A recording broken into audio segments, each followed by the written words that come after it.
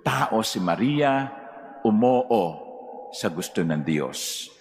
At dahil doon, ang anak ng Diyos ay makabababa. Isang Diyos na umoo din sa gusto ng Ama. So that is why Mary is the model of our yes. Why? Because even if Mary did not understand everything, malabo sa kanya ang mga ilan, mayroon siyang mga katanungan, siya'y sumang-ayon. Behold, I am the handmaid of the Lord.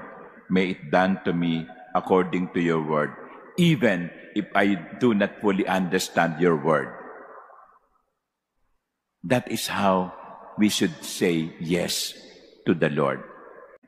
She did not fully understand God's plan, but even then, she said yes.